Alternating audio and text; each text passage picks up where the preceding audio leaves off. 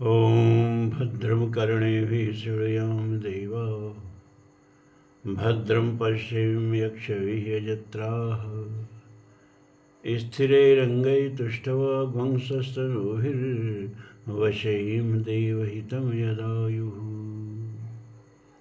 स्वस्ति नः इन्द्रो वृद्धश्रवाः स्वस्ति नः पूषा विश्ववेदाः स्वस्ति नस्तारक्षो अरिष्टिनेमिः स्वस्ति नः बृहस्पतिर्दधातु। ओम शांति शांति शांति। धर्म प्राण सत्संग प्रेमी सज्जनों, ब्रह्म विद्या में मुंडकोपनिषद चल रहा है और मुंडकोपनिषद के पहले अध्याय के पहले मुंडक का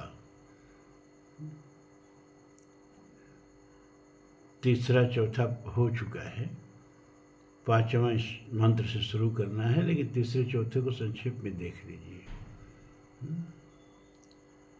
कि महाशाल शौनक ऋषि, एक बात जान लीजिए, ऋषि जो है ना, उस सब ऋषि वेद के गृहस्थ हैं। सब ऋषि वेद के गृहस्थ हैं। चारों वेदों में जितने ऋषि आए हैं और उपनिषदों में भी लगभग 90% ऋषि सब गृहस्थ हैं। तो शौनक महाशाल हैं, बड़े बड़े यज्ञशालाओं का निर्माण करके बड़े बड़े यज्ञों को करने वाले हैं और एक विश्वविद्यालय चलाते हैं जिसमें उनके सत्र में 88,000 तो ऋषि हैं। इस तरह के एक महान गृहस्थ और ब्रह्मान्वेषी, ब्राह्मण किसे कहते हैं? अथातो ब्रह्म जिज्ञासा, जिसके अंदर ब्रह्म की जिज्ञासा हो और उसके लिए व्यक्ति प्रयत्नशील हो, खोजी हो, व्याकुल हो, छटपटाता हो। और कबीर के शब्दों में, जिन खोजा तिन पाइयां गहरे पानी पैठ। खोजने वाले को ब्रह्म कभी निराश नहीं करता है। निराशा उन्हीं के हाथ लगती है। कबीर के शब्दों में कि मैं बपुरी ढूंढन गई रही किनारे बैठ। तो ब्राह्मण कौन? ब्रह्मान्वेषी, ब्रह्म जिज्ञासु, अथातो ब्रह्म जिज्ञासा, जो जीवन का मूल समझता है कि यह जीवन जो है धनोपार्जन के लिए नहीं, विषय भोग के लिए नहीं, संसार को बांधने के लिए नहीं, क्योंकि संसार को आज तक कोई नहीं बांध सका। सहस बाहु दश बदन आद नृप, बचे न काल बलीते। हम कर धन धाम सवारे, अंत चले उठ रीते। मन पछतई है अवसर बीते। तो ये शौनक जी अपने गुरु अंगिरा के पास जाते हैं और उनसे प्रश्न करते हैं, कस्मिन् भगो विज्ञाते सर्वमिदं विज्ञातम भवतीति। हे भगो, हे भगवान, वो कौन तत्व है जिसको जान लेने पर यह सब कुछ जाना हुआ हो जाता है?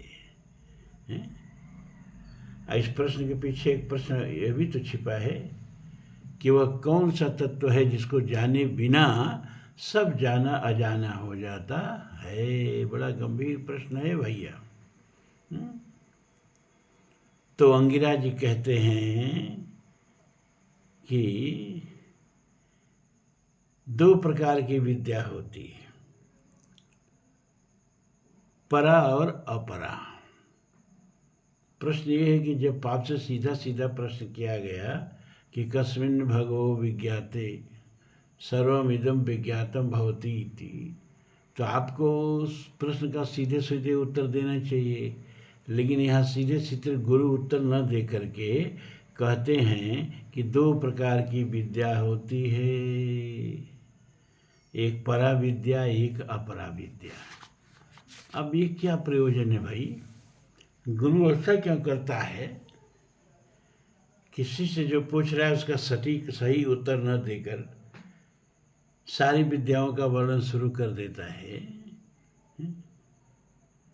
वो इसलिए कि महाशाल जो शौनक जी थे हैं, बड़े महाशाल कहते हैं, बड़े बड़े यज्ञशालाओं का निर्माण कराने वाला। तो अंगिरा गुरु जान गए कि बड़ी बड़ी यज्ञशालाओं का निर्माण कराता है, इसके मन में यज्ञ की बड़ी महिमा है, वेद की बड़ी महिमा है, तो जब तक उस महिमा का स्पष्टीकरण न हो जाए तब तक कुछ भी बात इसको समझ में नहीं आएगा। इसलिए वो विद्या और अविद्या या परा और अपरा विद्या का वर्णन शुरू करते हैं और क्या कहते हैं कि तत्र परा ऋग्वेदो यजुर्वेदः सामवेदो अथर्ववेदः शिक्षा कल्पो व्याकरणं निरुक्तं छंदो ज्योतिषमिति अथ परा अया तदक्षरम अधिगम्यते।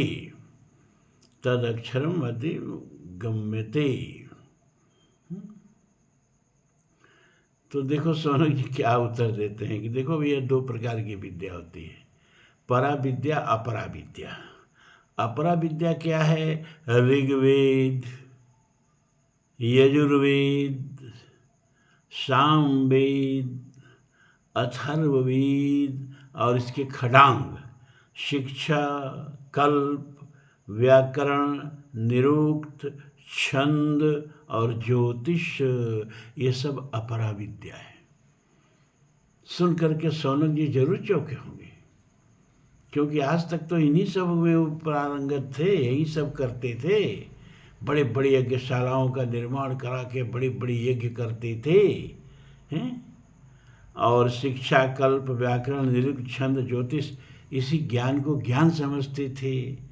लेकिन अगर यही ज्ञान सब कुछ है तो ये प्रश्न पूछने की आपको ज़रूरत क्यों पड़ी कि किसको जान के सब कुछ जाना हुआ हो जाता है? इसका मतलब कि ये सारी जो क्रियाएं हैं आपको उस तत्व तक नहीं पहुंचा पाई, तभी तो आपको जाकर एक गुरु से प्रश्न पूछना पड़ा। तो इन क्रियाओं के प्रति जो उनके अंदर व्यामोह था, जो महिमा थी, वेद और वेद के जो अंग हैं उनके प्रति, उसको अपरा विद्या कह करके गुरु जी क्या करते हैं कि सबसे पहले शिष्य को एक धक्का देते हैं कि अब तक तुम जितना सब करते रहे इससे तो ब्रह्म का ज्ञान होने से रहा। देखो, चारों वेदों को अपरा विद्या, अपरा माने अवर विद्या, थोड़ा निम्न विद्या, परा माने श्रेष्ठ विद्या।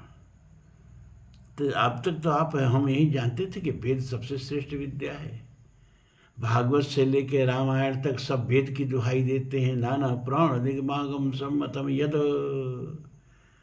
और उपनिषद में प्रवेश करते ही इसको अपरा विद्या में डाल दिया गया है। ऋग्वेद अपरा विद्या है, यजुर्वेद अपरा विद्या है, सामवेद अपरा विद्या है, अथर्ववेद अपरा विद्या है। और इन वेदों को जानने वाले जो 6 अंग हैं, शिक्षा में वेदों का स्वर विज्ञान रहता है, किस मंत्र को किस तरह से गाएं, देखो वेदों के मंत्र अर्थ प्रधान नहीं है, स्वर प्रधान है। मंत्र में और श्लोक में क्या अंतर होता है? श्लोक जो होते हैं वो स्वर पर अर्थ प्रधान होते हैं, उसकी महिमा, उसकी गरिमा श्लोकों का उसके अर्थ में छिपा होता है। और मंत्र जो हैं, तो तुलसी ने लिखा ना, अनिमल आखर अर्थ न जापू, प्रगट प्रताप महीश प्रताप। मंत्र अर्थ प्रधान नहीं होते हैं, मंत्र स्वर प्रधान होते हैं। अगर उनका सही ढंग से उच्चारण किया जाए तो अर्थ आवे चाहे न आवे, मंत्र अपना कार्य करते हैं। जैसे पानी का रासायनिक समीकरण मालूम हो न हो, पानी पीने वाले सबको पानी अपना उतना ही फायदा पहुंचाता है जितना फायदा वैज्ञानिक जो कि उसका रासायनिक समीकरण जानता है उसको पहुंचाता है। और उन पौधों को भी पहुंचाता है जो भी नहीं जानते हैं कि पानी क्या होता है। ठीक उसी तरह से मंत्र हैं, जो उसका अर्थ जाने, जो उसका अर्थ नहीं जाने, उसका अगर सही उच्चारण करता है तो मंत्र उसका कल्याण करते हैं। तो शिक्षा माने वेदों का मंत्र का स्वर क्या होना चाहिए, उदात्त अनुदात्त, किस तरह से वेदों के उच्चारण करें मंत्रों का, जिसमें ये ज्ञान दिया जाता है, उस विद्या को शिक्षा कहते हैं। और शिक्षा के बाद आता है कल्प। कल्प क्या है? अरे भाई, वेद कर्म कांड प्रधान होते हैं, यज्ञ प्रधान होते हैं, तो यज्ञों की वेदी कैसे बने, यज्ञों का और व्यवस्था कैसे की जाए, यज्ञों में कितने ब्राह्मण चाहिए हैं, कौन ब्रह्मा बने, कौन होता बने, कौन उद्गाता बने, कौन अधर्व बने, और यजमान को क्या क्या पात्रता होनी चाहिए, मंडप कैसा बनना चाहिए, ये सब जो विधि विधान का ज्ञान जो विद्या में होता है, यज्ञ के विधि विधान का ज्ञान, उसको कल्प कहते हैं। अब व्याकरण तो आप समझ ही रहे हैं। व्याकरण शब्दों के सही विन्यास को कहते हैं। और निरुक्त, निरुक्त क्या है? शब्दों का सही अर्थ। वेदों के शब्दों का सही अर्थ न जानने से अर्थ का अनर्थ हो जाता है। लोग मंत्रों का अर्थ का अनर्थ, पश्चिम के जितने भाष्य हैं उनको निरुक्त का ज्ञान तो था नहीं, तो उन्होंने अर्थ का अनर्थ कर दिया है। तो निरुक्त। छंद, अब छंद में अनुष्टुप है कि त्रिष्टुप है कि गायत्री है कि बृहति है कि जगती है, कौन से छंद हैं? छंद का जिसमें ज्ञान हो उस विद्या को छंद विद्या कहते हैं। और ग्रहों की स्थिति का पर क्या असर पड़ता है, इसको ज्योतिष विद्या कहते हैं। ये वेद के 6 अंग हैं। इस वेद के 6 अंगों को जो जानता है वही वेद को जानता है, और इस 6 अंगों को जान के जो वेद का पारायण करता है, वेद का मतलब तात्पर्य और वेद का लाभ उसी को मिलता है। शिक्षा, कल्प, निरुक्त, व्याकरण, छंद, ज्योतिष। और गुरु जी ने एक झटके में इस सबको कहाँ डाल दिया? अपरा विद्या में डाल दिया।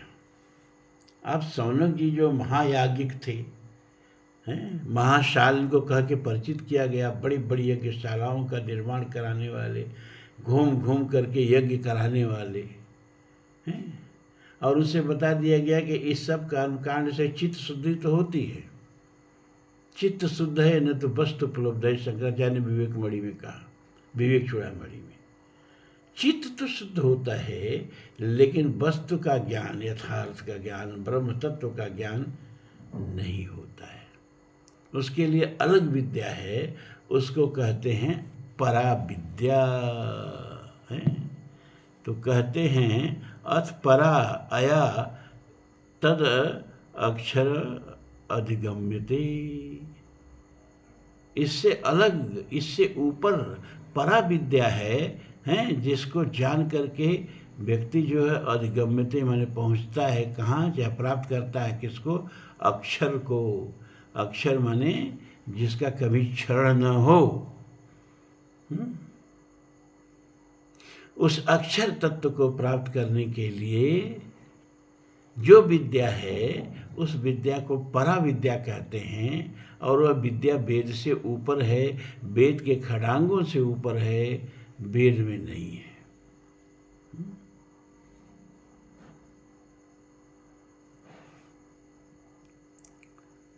अब वह अक्षर तत्व क्या है, कैसा है, इसके बारे में गुरु जी उपदेश देते हैं कि यत् यदृश्यम अग्राह्यम अग्रोत्रम अवर्णम अचक्षु श्रोत्रम तत्पाणिपादम नित्यं विभुं सर्वगतं सुसूक्ष्मं तदव्ययं यद्भूतयोनिं परिपश्यन्ति धीरा। तत् माने वह, यत माने जो, तत् यत अदृश्यम माने दृष्टि में नहीं आने वाला है, अदृश्य है। अग्राह्यम पकड़ में आने वाला नहीं है। अगोत्रम गोत्र आदि से रहित है। अवर्णम रंग और आकृति से रहित है। अचक्षु श्रोत्रम नेत्र और कान आदि से भी रहित है। अपाणिपादम हाथ पैर आदि कर्मेंद्रियों से भी रहित है। तथा वह यत जो नित्यम नित्य है, विभुम सर्वव्यापी है, सर्वगतम सब में फैला हुआ है, सुसूक्ष्म अत्यंत सूक्ष्म और अव्ययम अविनाशी ब्रह्म है। तत् उस भूत योनिम समस्त प्राणियों के परम कारण को धीरा ज्ञानी जन परिपश्यन्ति सर्वत्र परिपूर्ण देखते हैं। अब इसका एक एक शब्द की व्याख्या हम करेंगे। यत माने वह जो, तत् माने वह, यत माने जो। अदृश्यम देखा नहीं जा सकता है, देखा नहीं जा सकता है लेकिन अनुभव में आ सकता है, अनुभव किया जा सकता है। जैसे ये संपूर्ण ब्रह्मांड में, इस बात को थोड़ा समझिएगा, जरूरी होगा समझना, कि दो ऐसे तत्व हैं जिनकी उपस्थिति और जिनका कार्य दोनों दिखाई दे रहा है, लेकिन वो तत्व नहीं दिखाई दे रहे हैं। विज्ञान के समूचे जो तकनीक है, समूचे जो इनके वैज्ञानिक संयंत्र हैं, वो सब उस तत्व को देखने में असमर्थ हैं, लेकिन उन तत्वों का कार्य, परिणाम, प्रभाव ये प्रत्यक्ष अनुभव में आ रहा है। वो दोनों तत्व क्या हैं? एक है डार्क मैटर और एक है डार्क एनर्जी। और इतना ही नहीं, ये नहीं कि थोड़े बहुत हैं भाई, भूसा में सुई खोजना है इसलिए वो दिखाई नहीं दे रहे हैं, ऐसा भी नहीं है। बल्कि अगर उनको भूसे का ढेर समझ लिया जाए तो ये पूरा समूचा ब्रह्मांड, ज्ञात अज्ञात ब्रह्मांड सुई के समान उसमें है। डार्क मैटर क्या करता है और डार्क एनर्जी क्या करती है? तो देखो, ये सारी आकाश गंगाएं जो है ना, कुम्हार के चाक की तरह से बड़ी तेजी से घूम रही हैं और एक दूसरे से दूर भी भाग रही हैं। और जिस तेजी से ये आकाश गंगाएं घूम रही हैं, करीब 600 किलोमीटर प्रति सेकंड की रफ्तार से घूम रही हैं।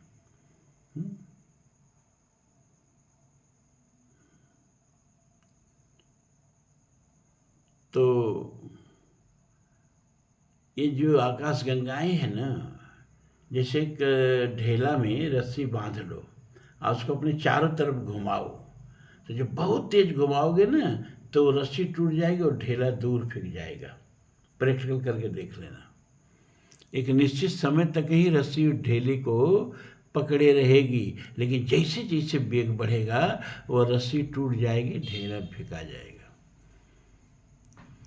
इसी तरह से ये आकाश गंगाएं जब इतनी तेजी से अपने अरबों तारों को लिए हुए, हमारे आकाश गंगा में 400 अरब सूरज हैं, अब इनको लिए हुए आकाश गंगा कुम्हार के चाक की तरह तेजी से घूम रही है। तो जो आकाश गंगा का वेग है, और गणित के अनुसार विज्ञान ने पता लगाया, ये जो 400 अरब ही सितारे हैं हमारे सूरज जैसे, तो जिस वेग से वो आकाश गंगा घूम रही है, उसके केंद्र में जो ब्लैक होल है जिसके आकर्षण से ये सब बंधा हुआ है, पूरे सितारे आकाशगंगा के केंद्र से बंधे हुए हैं, सेक्रेटेरियस ब्लैक होल उसको कहते हैं। तो उसके जो आकर्षण की शक्ति है ना, जिस तेज से ये आकाशगंगा घूम रही है, ये सूरज, ये 400 अरब सूरज उसके कभी बाँह झटक के और आकाश में छिटा गए होते। और ये तो ये आकाशगंगा की हालत है ना। ऐसे अब तक 200 अरब आकाशगंगाओं का विज्ञान गणना कर चुका है। करीब 2 खरब आकाशगंगाओं का भी और आकाशगंगाएं हैं, यहाँ तक की गणना हो चुकी है। और सबकी यही हालत है कि सब आकाशगंगाएं आपस में बंधी हुई हैं, और जबकि इनके जो केंद्र में ब्लैक होल है उसके आकर्षण में वो शक्ति नहीं है जो इन आकाशगंगाओं को बांध के रख सके। तो कौन तत्व है जो इन आकाशगंगाओं को बिखरने से रोकता है? तो गणितीय गणना के आधार पर वैज्ञानिकों ने आकलन किया कि उसको डार्क मैटर कहते हैं। ये डार्क मैटर वो है जो आकाशगंगाओं को बांध करके रखे हुए है, इनको बिखरने से बचाए हुए।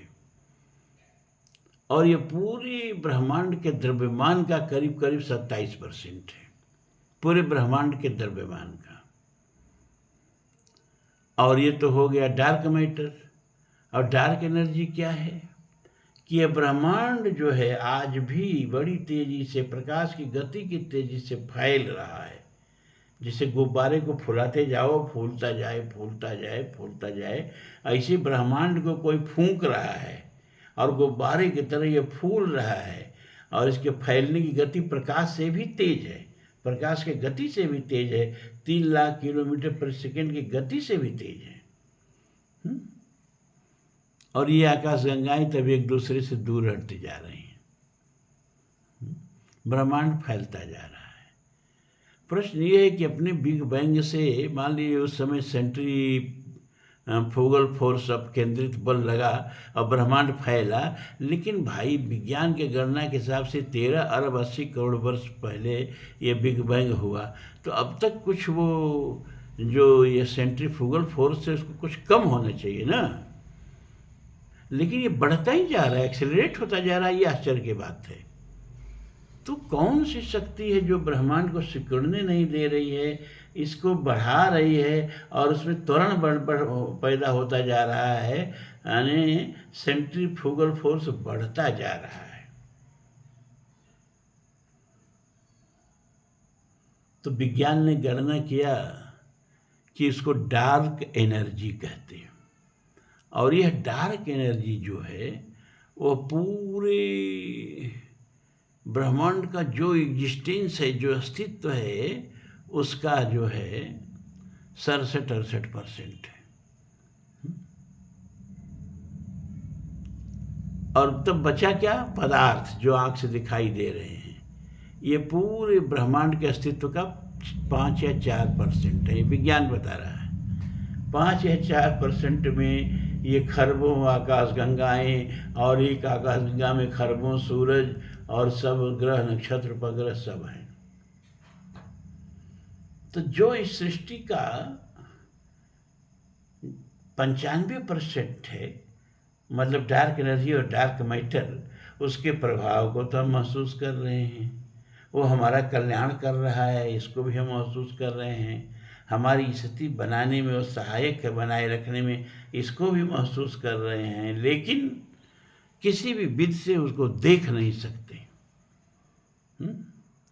उसी तरह से यह जो ब्रह्म है, परमात्मा है, वो उससे भी सूक्ष्म है। वो तो डार्क मैटर, डार्क एनर्जी का भी कारण है। सारा ब्रह्मांड उसी से व्याप्त है, उसी के संचालन में चल रहा है, लेकिन किसी विधि से उसको देख नहीं सकते। वह अदृश्यम है, अग्राह्यम। अच्छा चलो अदृश्य है तो कहीं पकड़ में तो आ सकता है, क्या? नहीं, मन समेत जही जान न बानी, तर्क न सकई सकल अनुमानी। अग्राह्यम, मन बाणी से अगम गोचर, सुई जाने जो पावे, अवगत की गति कहत न आवे। ज्यों गूंगे मीठे फल को रस अंतरहित ही भावे, परम स्वाद सब ही सु निरंतर अमित तोष उपजावे। तो भैया न मन से जाना जा सकता, न बुद्धि से जाना जा सकता है, उसको ग्रहण नहीं किया जा सकता, अग्राह्यम है। तो अदृश्यम हो गया, अग्राह्यम हो गया, अगोत्रम। गोत्र उसका होता है जिसका जन्म हो, जिस वंश में जन्म हुआ उसका वो गोत्र हो गया है। लेकिन यह तो अजन्मा है, ना सतो विद्यते भावो, ना भावो विद्यते सतः। यह सत्य है। सत्य उसको कहते हैं जिसका किसी भी काल में अभाव न हो। न तो अहम जात नासम, न तुम नेमि जनाधिपा, न चैवम न भविष्यामि सर्वम वयम मतः परम। अर्जुन, ऐसा कोई समय नहीं था जब ये और तू हम सब नहीं थे। ऐसा कोई समय नहीं आएगा जब ये सब हम तुम नहीं रहेंगे। तो जो शाश्वत है, सनातन है, अजन्मा है, उसका गोत्र कहाँ से होगा? इसलिए कहा अगोत्रम अवर्णम।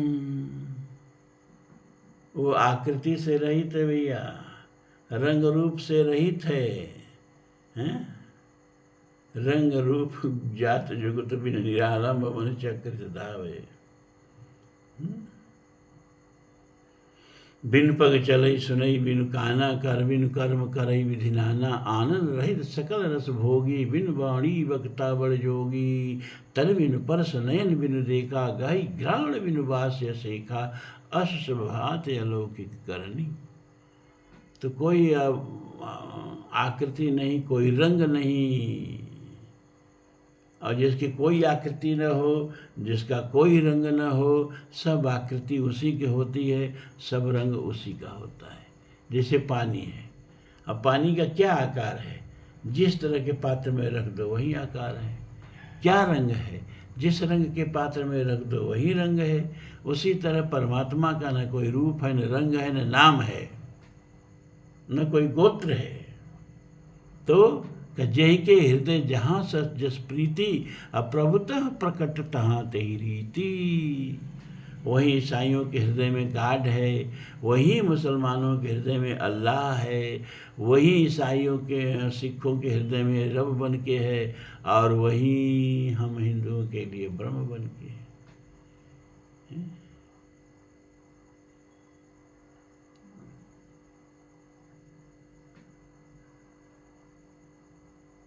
तो अवर्णम है। और अचक्षु गोत्रम, उसका नेत्र भी नहीं है, और श्रोत्रम कान भी नहीं है। बिन पग चले सुने बिन काना, कर बिन कर्म करे बिन नाना। बताए ना। तो न आँख है, न कान है, लेकिन सब देखता है और सब सुनता है। आँख नहीं है फिर भी त्रिनेत्र है। आँख नहीं है फिर भी त्रिनेत्र है, क्योंकि हमारे तरह से उसकी आँखें नहीं हैं, और उसकी जो आँखें हैं उसको हम आँख कहते नहीं हैं। संपूर्ण प्राणियों का मन उसकी आँख है। क्योंकि वंदना की जाती है, वंदे सूर्य शशांक वहनि नेत्रम। माने उसके 3 नेत्र है, सूर्य, शशांक माने चंद्रमा, और अग्नि। सूर्य माने सबके बुद्धि, शशांक माने चंद्रमा माने सबका मन, क्योंकि चंद्रमा मन का देवता है, और अग्नि वह प्राण। अग्नि माने प्राण। तो सबके प्राण, सबके मन और सबकी बुद्धि उसके नेत्र हैं। अब कोई भी काम आप करेंगे, बुद्धि से करेंगे वो देख रहा है, मन से करेंगे वो देख रहा है, प्राण से करेंगे, वह देख रहा है और कोई तीसरा तरीका करने का है नहीं, तो उससे कोई भी कर्म छुपा हुआ नहीं है। और कान नहीं है, लेकिन कबीर ने कहा कि चींटी के पग नूपुर बाजे, सो भी साईं सुनता है। हल्का से हल्का स्पंदन जो हमारे और आपके श्रवण शक्ति के पार है, उसको भी वो सुनता है, सब सुनता है। क्योंकि सर्वतः पाणिपादो तत्सर्वतः अक्षि शिरोमुख सर्वतः श्रुतिमल्लोके सर्वमावृत्य तिष्ठति। श्रवण दिशा दस वेद बखानी, दसों दिशाएं ही उसके कान हैं, और दसों दिशाओं में ही न कहीं कोई न कोई हलचल होगी भैया, और सब दिशाएं उसके कान हैं, इसलिए बिना कान का सब सुनता है। और अपाणिपादम जवनो गृहीता, हाथ नहीं पैर नहीं है, सबसे तेज दौड़ता है, सबसे तेज पकड़ता है।